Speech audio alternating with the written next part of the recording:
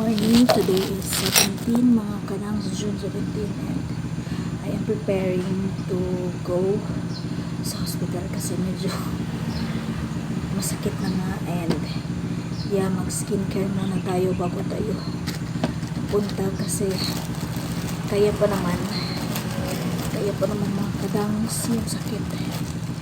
Alright, so magtutoner muna ako and maglagay ng konting anik-anik sa mukha para ready na tayo.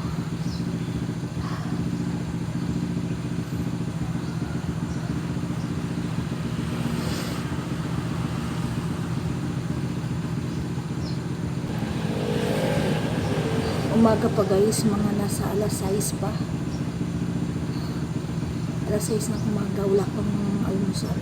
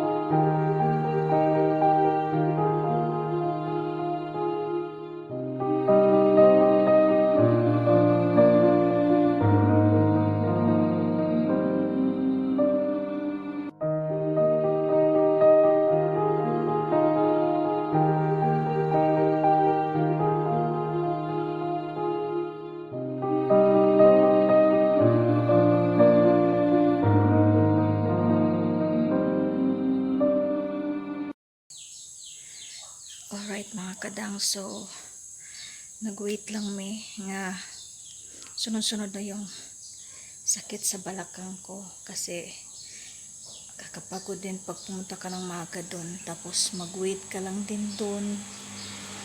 Gusto ko pagdating ko ng hospital, yun na, ready to poop na mga kadangs, kasi ano pa lang naman to siya guys, yung suffering ko is from 5 AM. Nasa alas 8 pa lang tot ngayon. So, mga nasa pa, 2 oras. So, maya-maya siguro.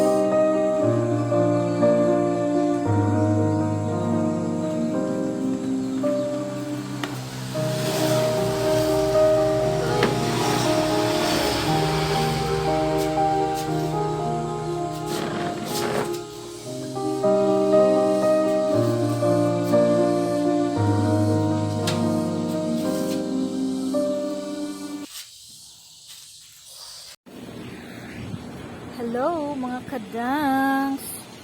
So, andito pa ako sa may karsada mga kadangs. Nag-walking pa ako. Habang iniinda ko pa yung sakit-sakit niya. Para muus-us ang ato ang bibi habang mga kadangs tawag doon.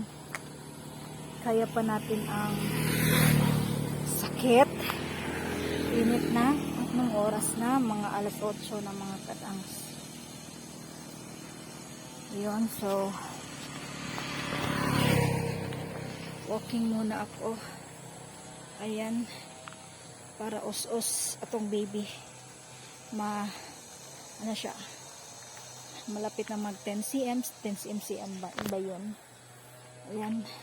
Babalik-balik lang para madali yung sacrifices natin mamaya.